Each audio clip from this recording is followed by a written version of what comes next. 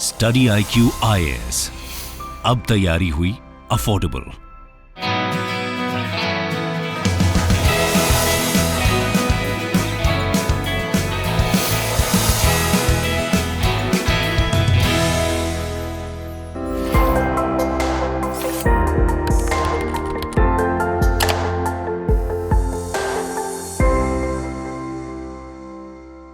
नमस्कार, map in depth programme में आपका स्वागत है। मैं हूं अमृत उपाध्याय। 2 एपिसोड आप ऑलरेडी देख चुके हैं और आज तीसरा एपिसोड है। अगर आपने दोनों एपिसोड नहीं देखा है तो आप जाकर डिस्क्रिप्शन में दिए गए लिंक पर क्लिक कीजिए या फिर YouTube पर सर्च कर लीजिए मैप इन डेप्थ, आपको वो दोनों एपिसोड मिल जाएंगे।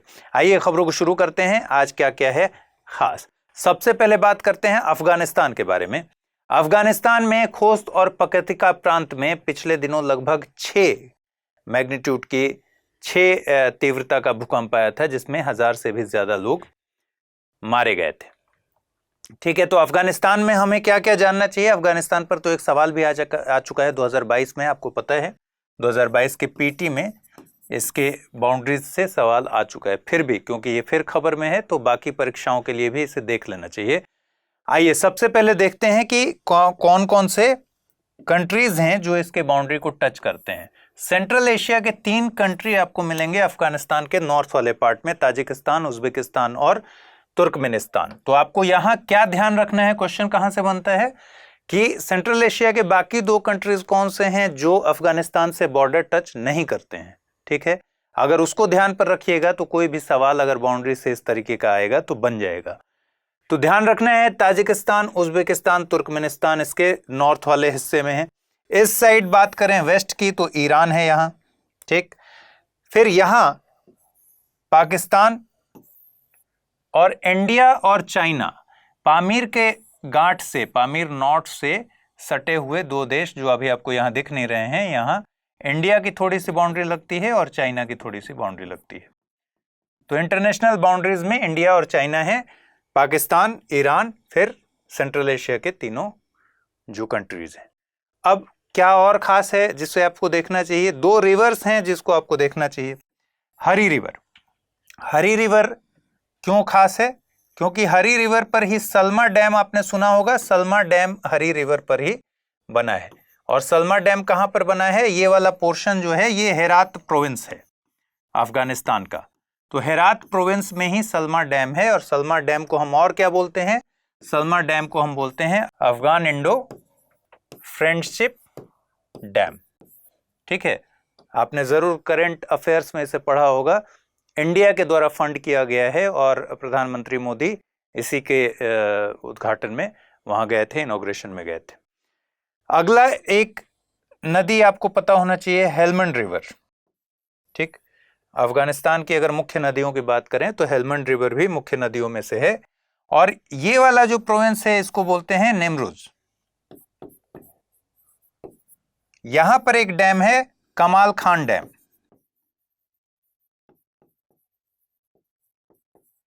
कमाल खान डैम 1974 में बनना शुरू हुआ था और अब जाकर 2021 में ये करंट अफेयर्स की खबरों में था, क्योंकि 2021 में इसे इनॉग्रेट किया गया था।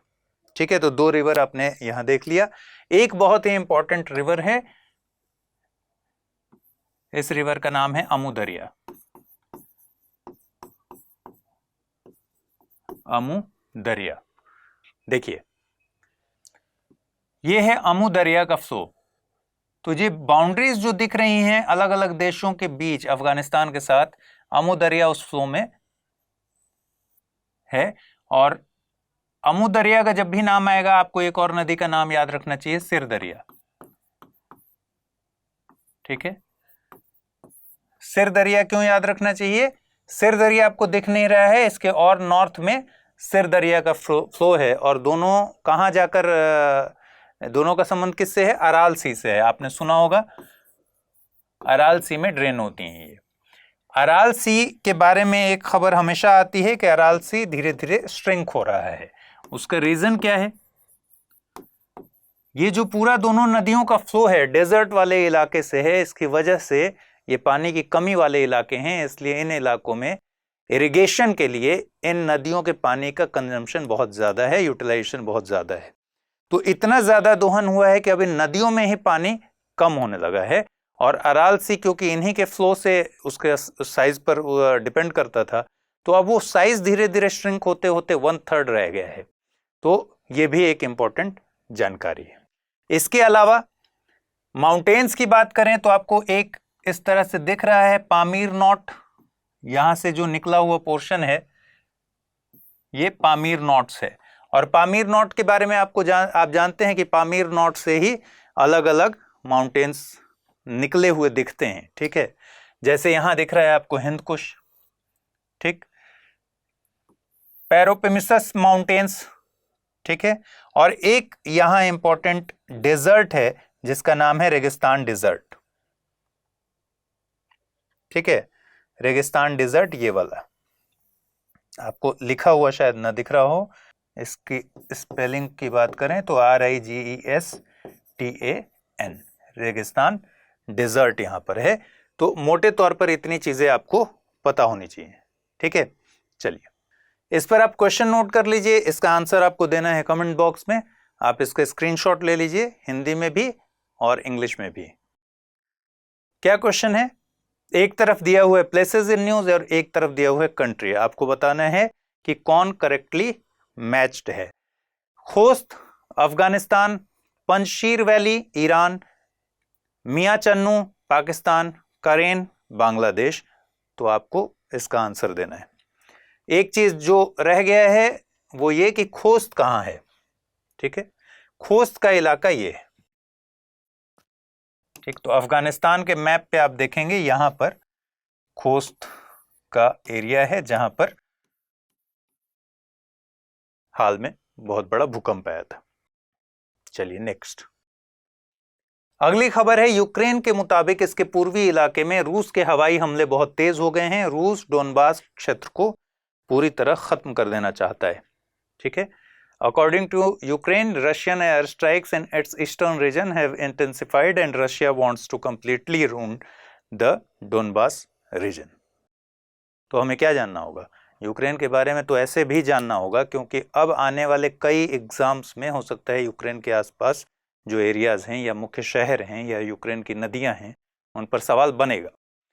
तो सबसे पहले बाउंड्री देख ले। ठीक है, सबसे पहले बाउंड्री में देखिएगा रशियन फेडरेशन ने इसको घेर रखा है। आपको पता ही है रशिया ने अटैक किया है क्योंकि रशिया का बॉर्डर इससे मिला हुआ है। तो रशियन फेडरेशन एक तरफ हो गया रशिया, फिर बेलारूस, पोलैंड। यहां दो कंट्रीज हैं जिन्हें ध्यान पे रखना है, स्लोवाकिया और हंगरी। ठीक, ये अपना सीमा साझा करती हैं। Romania, Moldova. ठीक है, एक बार फिर से अगर मेनलैंड की बात करें तो कौन कौन से हैं? Russia, Belarus, Poland. यहां दो कंट्रीज जो इंपॉर्टेंट है जो कि छूट जाते हैं, स्लोवाकिया और हंगरी, और रोमानिया, मोल्डोवा। इसके बाद ये वाटर बॉडी जो है ये ब्लैक सी। ठीक, ब्लैक सी, और यहां पर है Sea of Azov. Sea of Azov और ब्लैक सी के बीच में है कर्च की जल संधि, स्ट्रेट ऑफ कर्च। तो ये भी इंपॉर्टेंट है, स्ट्रेट ऑफ कर्च भी आपको याद रखना है। ये वाला पोर्शन आपने जरूर पहचान लिया होगा, क्रीमिया वाला पोर्शन है जिस पर रशिया ने अटैक करके कब्जा कर लिया, इन्वेड किया जिसको, और इधर ये पूरा रशिया का पार्ट है। ठीक है, एक इंपॉर्टेंट जगह जो बार बार खबरों में रहता है, सेवास्तोपोल, जो कि क्रीमिया का मेजर पोर्ट है, मोस्ट पॉपुलेटेड जगह भी है। सेवास्तोपोल मेजर पोर्ट होने की वजह से और स्ट्रेटजिक इंपॉर्टेंस इसका बहुत ज्यादा है। आप देख पा रहे होंगे जिस जगह पर यह है इसका स्ट्रेटजिक इंपॉर्टेंस बहुत ज्यादा है। तो ये बाउंड्रीज की बात हो गई। अब बात करेंगे अगर नदियों की, तो सबसे इंपॉर्टेंट नदी है नाइपर। नाइपर को ही निप्रो भी कहते हैं। नाइपर को समझने के लिए सबसे इंपॉर्टेंट बात क्या समझनी है कि नाइपर यूक्रेन को वेस्ट टू ईस्ट दो हिस्सों में बांट देती है। कैसे? एकदम सीधे सीधे किसी भी मैप में देखिएगा, नाइपर ये है। अगर मैं इसको व्हाइट से कर दूं तो आपको ज्यादा अच्छा दिखेगा। इस तरीके से नाइपर ने डिवाइड कर रखा है इसको वेस्ट और ईस्ट में। ठीक है, नाइपर के ही किनारे कीव है।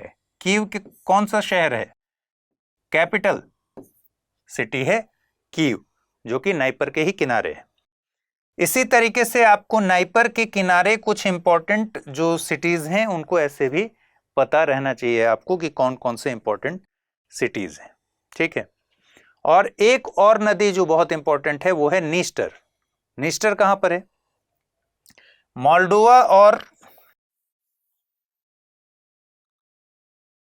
मोल्डोवा और यूक्रेन के बीच एक बाउंड्री जो बनता है वो नीस्टर बनाती है। उसके बाद ये मोल्डोवा में इन होती है और फिर इसका भी फ्लो, दोनों का फ्लो, नीस्टर और नाइपर दोनों का फ्लो है ब्लैक सी में।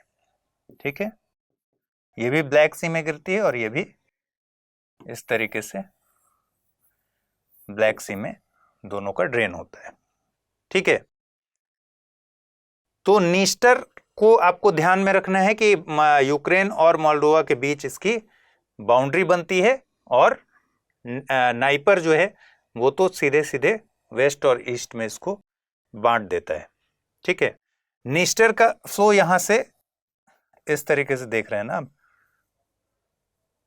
ऐसे फ्लो बना हुआ है नीस्टर का।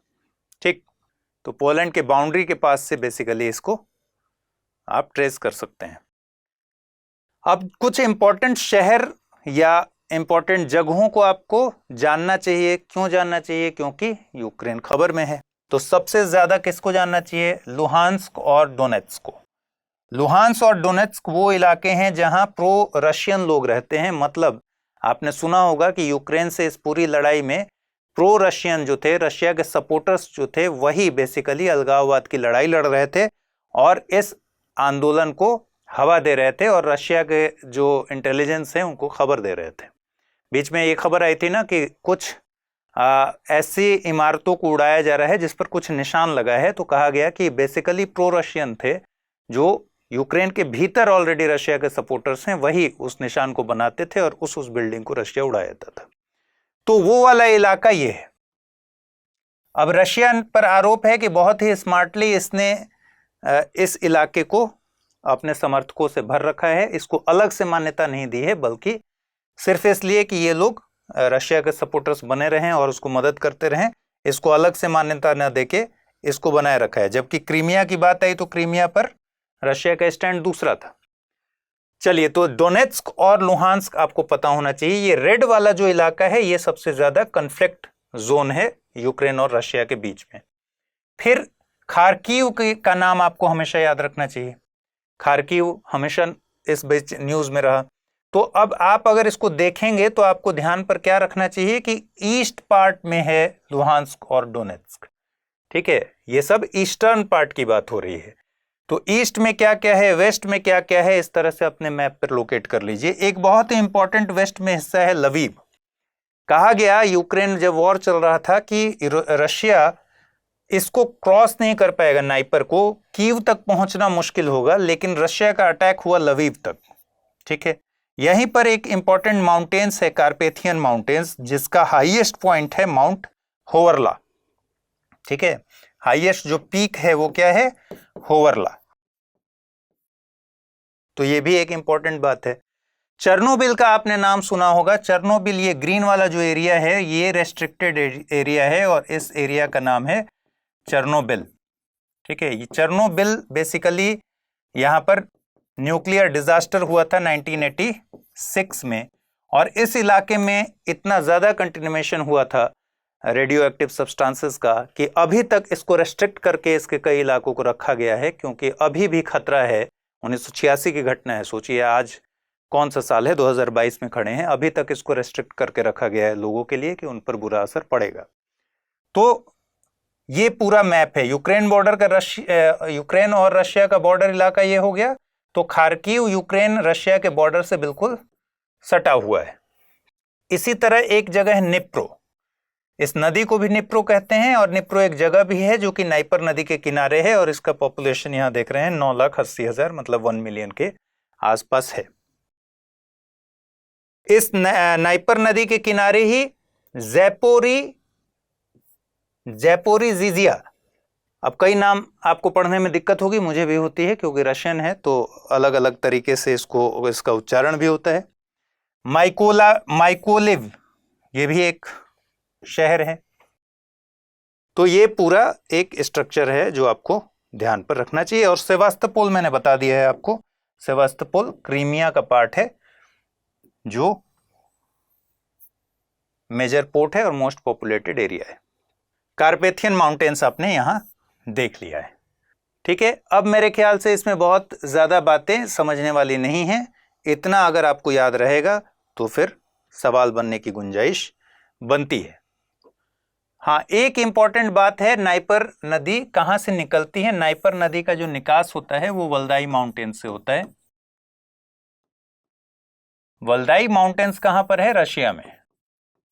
अब आपको इस मैप में नहीं दिख रहा है लेकिन वल्दाई माउंटेन्स रशिया में है। तो वल्दाई माउंटेन्स से निकलकर ये यूक्रेन को दो हिस्सों में बांटते हुए जाती है ब्लैक सी में। चलिए देखिए, नीस्टर पोलैंड के नज़दीक यूक्रेन से ही निकलती है और यहाँ मोल्डोवा से यूक्रेन की बाउंड्री बनाते हुए ब्लैक सी में ड्रेन हो जाती है।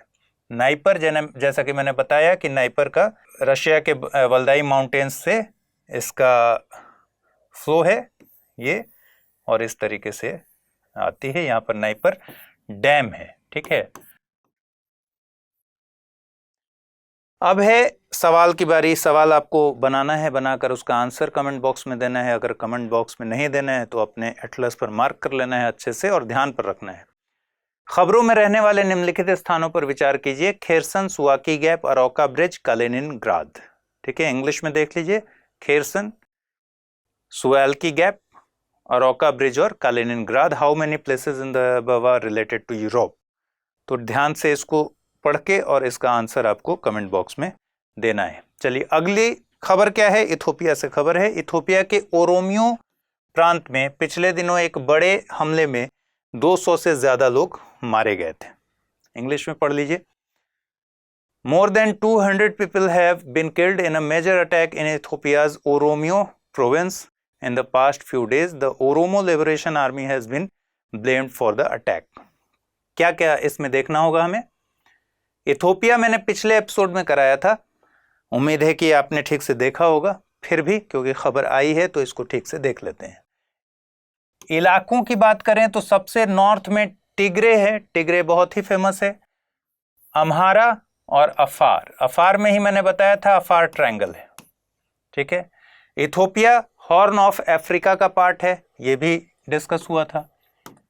हॉर्न ऑफ अफ्रीका का पार्ट है। और हॉर्न ऑफ अफ्रीका में क्या क्या चीजें आती हैं? इरिट्रिया, ये जिबूती,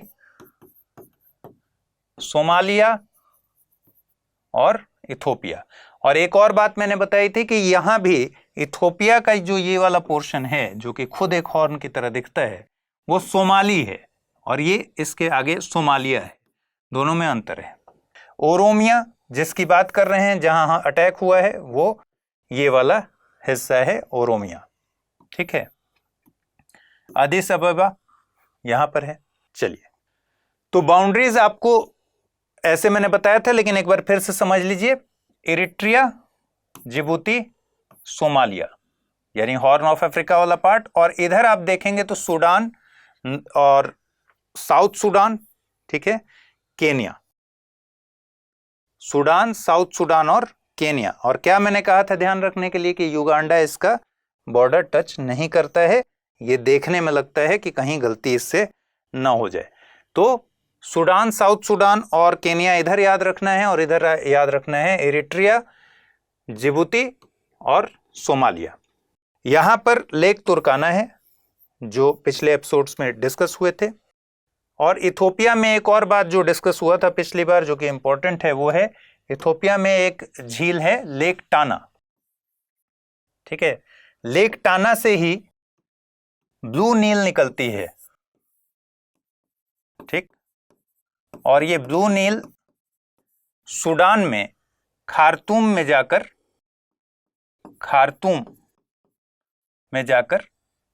व्हाइट नील से मिलती है और नील कहलाती है। इस तरीके से एक तरफ से जैसे ये व्हाइट नील आ रही है और ऐसे ब्लू नील मिलती है और यहां आगे नील कहलाती है। तो ये एक इंपॉर्टेंट बात है। चलिए नेक्स्ट, माली के मोप्ती रीजन के बनकास में एक विद्रोही गुट के हमले में 100 से ज्यादा लोगों की मौत हुई। कातिबा मसीना आर्म्ड ग्रुप को इसके लिए जिम्मेदार ठहराया गया। तो माली के बारे में हमको थोड़ा जानना होगा। More than 100 were killed in an attack by a rebel group in Bankass, Mali's Mopti region. The Katiba Macina armed group has been held responsible for this attack. ठीक है, चलिए माली में भी सबसे पहले बाउंड्री देखिए, अल्जीरिया, मॉरिटानिया, ठीक है, Senegal, Guinea, Ivory Coast, Burkina Faso, Niger. और ध्यान क्या रखना है? ध्यान रखना है कि बेनिन, नाइजीरिया, घाना, टोगो, ये सब बाउंड्री टच नहीं करते। ठीक है, तो क्या क्या बाउंड्री टच करते हैं? Algeria, Mauritania, Senegal, Guinea, Ivory Coast, Burkina Faso, Niger. ठीक है, ये ध्यान रखना है। देखिए यहां जब बात करेंगे हम तो एक इंपॉर्टेंट नदी है नाइजर। ठीक, नाइजर नदी गिनिया से ही निकलती है और एक सेमी सर्कल बनाती है इस तरीके से। ठीक है, तो नाइजर रिवर का बेसिन है ये, और गल्फ ऑफ गिनी में अटलांटिक ओशन में ड्रेन हो जाती है, लेकिन ये एक सेमी सर्कल इस तरीके से बनता है। ठीक है, यहां टिम्बकटू है। इसका फ्लो कैसे है? गिनिया से निकलकर पहले माली, ठीक है, ये माली वाला इलाका है, उसके बाद फिर ये नाइजर, ठीक, इसके बाद फिर ये बेनिन और फिर नाइजीरिया, और फिर ड्रेन हो जाता है। तो क्या फ्लो बना? गिनिया, माली, नाइजर, बेनिन के साथ यहां पर बेनिन और नाइजर के बीच में बॉर्डर बनाती है ये नदी, नाइजर नदी, और फिर नाइजीरिया होते हुए ड्रेन हो जाती है अटलांटिक ओशन में। ठीक है, इसमें और मेरे ख्याल से कोई इंपॉर्टेंट ऐसी बात नहीं है जिसे हमें जानना चाहिए। एक इंपॉर्टेंट बात यह है कि माली ट्रॉपिक ऑफ कैंसर को, इसका नॉर्थ वाला हिस्सा कट करता है। यह भी ध्यान रखिएगा, कई बार जब मिलाने के लिए आ जाता है कि इस अक्षांश से कौन कौन से देश मिलते हैं, तो वहां ये सब इंफॉर्मेशन बहुत काम आता है। चलिए क्वेश्चन देखिए। एक क्वेश्चन पूछा गया था 2018 में ही कि निम्नलिखित में से कौन सा शहर दिल्ली के सबसे समीप के देशांतर पर स्थित है? जो अभी मैं जिक्र कर रहा था, बेंगलुरु, हैदराबाद, नागपुर और पुणे, ऐसे क्वेश्चंस बन जाते हैं। इसलिए ट्रॉपिक ऑफ कैंसर ध्यान पर रखिएगा कि माली का नॉर्दर्न हिस्सा इसको कट करता है। अब एक क्वेश्चन जो आपको बनाना है, माली से गुजरने वाला कोई भी अक्षांश इथोपिया से नहीं गुजरता। माली से गुजरने वाला कोई भी अक्षांश इथोपिया से, यहां गलत हो गया है, इसको देशांतर कर लीजिए। और तीसरा है कि माली और इथोपिया दोनों ही लैंड लॉक्ड हैं। ठीक, लैंड लॉक्ड कंट्रीज हैं। आपको ऑप्शन बताना है, इसका स्क्रीनशॉट ले लीजिए और इंग्लिश में भी इसका स्क्रीनशॉट ले लीजिए। चलिए, डीआर कांगो में आंतरिक संघर्ष नहीं थम रहा है। संघर्ष के चलते लाखों लोगों को पलायन करना पड़ा है। नॉर्वेजियन रिफ्यूजी काउंसिल ने यहां की स्थिति को मोस्ट नेग्लेक्टेड रिफ्यूजी क्राइसिस घोषित किया है। पूर्वी इलाके इटुरी और कीवू में स्थिति गंभीर है। हाल ही में यहां की सरकार ने M23 विद्रोही गुट का सामना करने के लिए केन्या के प्रस्ताव को स्वीकार किया है। ठीक, तो हम किसके बारे में जानेंगे? डीआर कांगो के बारे में। इंग्लिश में आप इसका स्क्रीनशॉट लेके रख लीजिए। इटुरी और कीवू, दो इंफॉर्मेशन तो इसमें यही है जगहों के। M23 रेबल ग्रुप है, ये भी ध्यान पर रखना है, और देखेंगे कि मैप पर क्या क्या चीजें और देख सकते हैं। तो DR कांगो के बारे में जब आप देखेंगे, सबसे पहले इसकी बाउंड्रीज को देखते हैं। बाउंड्री शुरू कीजिए साउथ सूडान से, और साउथ सूडान का मतलब ही है कि सूडान से DR कांगो का कोई नाता रिश्ता नहीं है बाउंड्री के मामले में। साउथ सूडान के बाद सेंट्रल अफ्रीकन रिपब्लिक, ठीक, रिपब्लिक ऑफ कॉन्गो। यहां दो चीजें ध्यान रखनी है, बॉर्डर आप देख रहे होंगे, ये है कैमरून और ये है गैबन। इन दोनों का बॉर्डर टच नहीं करता है DRC से, ठीक है। तो साउथ सूडान और CAR इसके नॉर्थ पार्ट में हो गए, वेस्टर्न पार्ट पर रिपब्लिक ऑफ द कॉन्गो हो गया। उसके बाद अंगोला ने इस तरह से इसको घेर रखा है, ये वाला पोर्शन भी अंगोला है और इधर का पूरा पोर्शन अंगोला है, ठीक है। फिर जाम्बिया, जाम्बिया ने भी इसको ऐसे घेरा है, इधर और इधर पूरा इलाका जाम्बिया का है। फिर है तंजानिया, बुरुंडी, रवांडा और युगांडा। ये 3 कंट्रीज मैं हमेशा कहता हूं, 3-4 कंट्रीज को एक लाइन से याद रखिए, युगांडा, रवांडा, बुरुंडी, तंजानिया, ठीक है। और यही पूरा बॉर्डर है। तंगानिका के बारे में आपको पता है, लेक तंगानिका, और इस पूरे रिफ्ट वैली में लेक किस तरीके से हैं, lake Albert, lake Edward, lake Kivu और लेक तंगानिका, 4 का नाम याद रखना है, ठीक है। अल्बर्ट, एडवर्ड, कीवू, तंगानिका, ठीक। और ये हमने पिछले एपिसोड में बहुत विस्तार से किया है, अगर आपने नहीं देखा है तो ठीक से जाकर उसको देख लीजिए। तो हमने क्या क्या देख लिया, एक तो बाउंड्रीज देख लिए कि सूडान टच नहीं करता है, साउथ सूडान टच करता है, फिर CAR इसके नॉर्थ में है, कैमरून और गैबन नहीं टच करते हैं, रिपब्लिक ऑफ कॉन्गो टच करता है, अंगोला ने इसको 2 तरफ से घेर रखा है, ठीक है, ये पोर्शन भी अंगोला का है।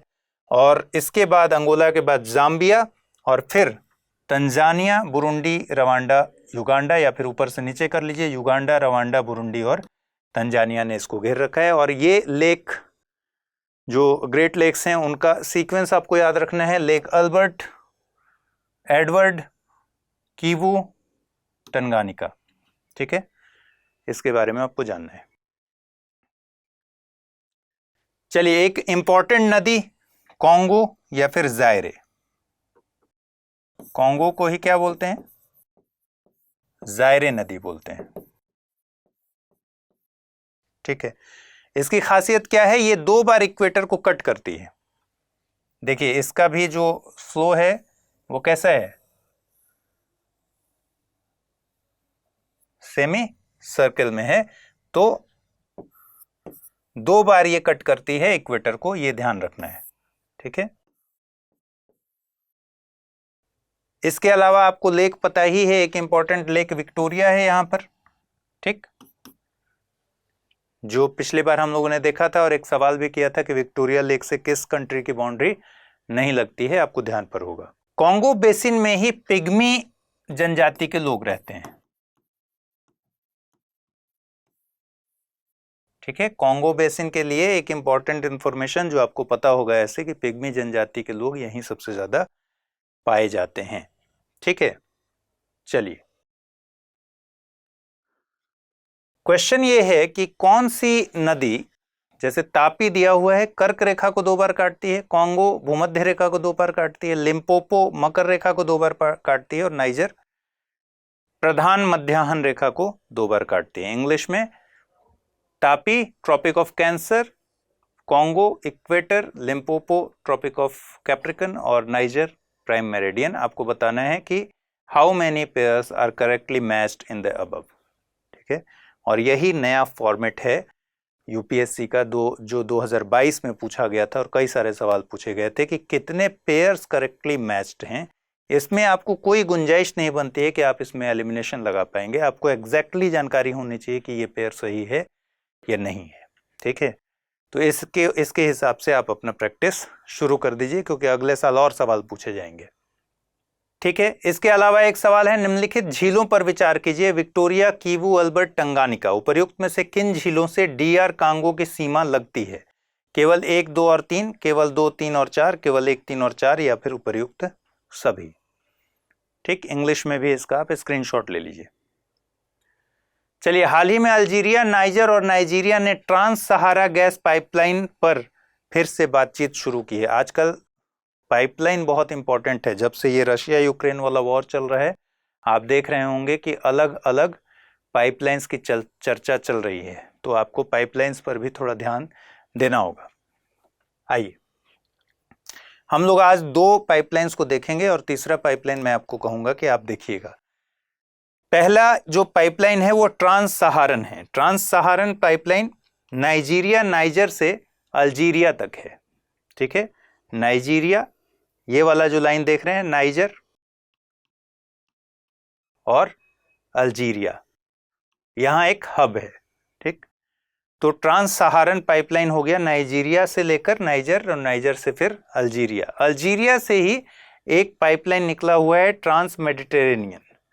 ठीक है, ट्रांस मेडिटेरेनियन, अल्जीरिया, ट्यूनेशिया और फिर इटली, इस तरह से इस पाइपलाइन को बनाया गया है। ठीक है, तो 2 यहां हो गए। ट्रांस सहारन पाइपलाइन कहां कहां से है? नाइजीरिया, नाइजर और अल्जीरिया। और ट्रांस मेडिटेरेनियन कहां से है? अल्जीरिया, ट्यूनेशिया और इटली। ठीक है, ये इसका विस्तार है। अब एक important pipeline natural gas transmission line है west to east. West to east किसका है? चाइना का है। चाइना के वेस्टर्न पार्ट से लेकर ईस्टर्न पार्ट तक पाइपलाइन बिछे हुए हैं और उसके बारे में जानना है। 3 इस तरह के पाइपलाइन है। पहला पाइपलाइन है जिनजियांग रीजन का लुनान, यहां से लेकर शंघाई तक। ठीक है, तो ये पहला है।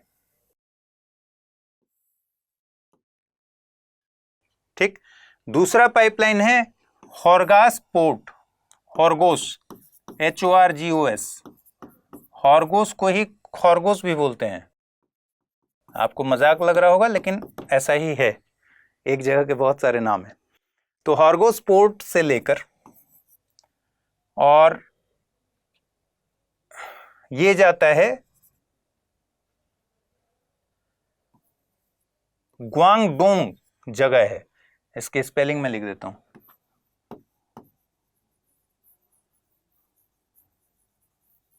ग्वांगडोंग, यहां तक जाता है। ये सेकंड पाइपलाइन है। ठीक है, मतलब west to east pipeline 2। West to east pipeline 1 कहां से है? जिनजियांग से लेकर, ठीक है, और शंघाई तक। और सेकंड वाला कहां से है? रेड वाला, ये सेकंड वाला है, हॉर्गोस से लेकर ग्वांगडोंग तक। और तीसरा वाला कहां तक है? तीसरा वाला है हॉर्गोस से ही फुजियान तक। फुजियान, फुजाऊ प्रांत में है फुजियान, वहां तक है। तो ये 3 पाइपलाइन हैं जो चाइना में बहुत बड़े प्रोजेक्ट के तौर पर इसको किया गया था और ये बहुत ही इंपॉर्टेंट है। आपको बताना है रशिया में आजकल कौन से पाइपलाइन बहुत चर्चा में है। रशिया के कौन से पाइपलाइन बहुत चर्चा में हैं? क्योंकि यूरोप के गैस क्राइसिस को लेकर आप तमाम तरह की खबरें पढ़ रहे होंगे, तमाम तरह के आर्टिकल पढ़ रहे होंगे, तो आपको ये जानकारी होनी चाहिए कि रशिया के कौन कौन से पाइपलाइंस इस समय चर्चा में है, जर्मनी से कौन सा पाइपलाइन इस समय चर्चा में है, ये सारी जानकारी आपके पास होनी चाहिए। ठीक है, चलिए सवाल देखते हैं। निम्नलिखित में से किस देश से trans Mediterranean natural gas pipeline नहीं गुजरती? Morocco, Italy, Tunisia, Algeria. English में, through which of the following countries the trans Mediterranean natural gas pipeline doesn't pass? Morocco, Italy, Tunisia और लास्ट ऑप्शन है अल्जीरिया। ठीक है, तो आज के इस एपिसोड में इतना ही रखते हैं। अगले एपिसोड में जितने ये सवाल हैं उनको कर लीजिएगा, अच्छे से अपने एटलस पे मार्क कर लीजिएगा, कमेंट बॉक्स में बता दीजिएगा कि क्या इसका सही जवाब है। और अगर नहीं समझ में आएगा तो अगले एपिसोड में इन सारे क्वेश्चंस को डील करेंगे और आगे नई खबरों को देखने की कोशिश करेंगे टाइम के हिसाब से। उम्मीद है आपको इस प्रोग्राम से बहुत ज़्यादा मदद मिलेगी, बशर्ते कि आप अपने रूटीन में इन प्रोग्राम्स को फॉलो कीजिए, अपने एटलस पर मार्क कीजिए और ख़बरों से अपडेटेड रहिए। खबरों से ही ये चीज़ें बनेंगी कि कहीं कोई आर्टिकल पढ़ा आपने, कहीं कोई न्यूज़ पढ़ी आपने, तो उस पर से आप खबरों से उन चीज़ों को उठाकर मैप पर लोकेट करने की आदत डाल लीजिए। इससे बहुत फ़ायदा होगा। इससे सिर्फ ये फ़ायदा नहीं होगा कि आपको डायरेक्ट मैप से क्वेश्चन आएगा तभी फ़ायदा होगा, आपके खबरों को समझने का तरीका भी चेंज हो जाएगा। जब आप पढ़ रहे होंगे आपको मैप पर दिखेगा कि दरअसल किसकी बात हो रही है, तो उससे भी बहुत फ़ायदा होगा। चलिए, उम्मीद है इस पहल से आपको ज़रूर फ़ायदा मिलेगा। अगले एपिसोड में फिर आपसे मुलाकात होगी। एक ज़रूरी सूचना ये है कि फाउंडेशन बैच चल रहा है ऑलरेडी, आपको पता है। फाउंडेशन बैच का जो लाइव मॉर्निंग बैच है, ये लाइव है। पहले तो लाइव फाउंडेशन बैच है, और बैच की टाइमिंग क्या है इस समय जो चल रही है, 8 AM। इसकी शुरुआत हो गई है 11 जुलाई से, और इसमें सीट्स अब जो बचे हुए हैं, जो मैसेजेस आ रहे हैं, मेरे पास भी कई सारे रिक्वेस्ट आए थे कि इसमें एडमिशन को बढ़ाने के लिए, तो हमने फाइनली बातचीत जो हमारी हुई उसमें एडमिशन डेट बढ़ा दिया गया है। अब इसमें एडमिशन डेट को कर दिया गया है 20 जुलाई। ठीक है, तो 20 जुलाई तक इस बैच में एडमिशन होगा, और ऐसे 25,000 के आसपास इसका कॉस्ट रखा गया है। लेकिन एक फैसिलिटी ये दी गई है कि आप कोड का इस्तेमाल करके इसमें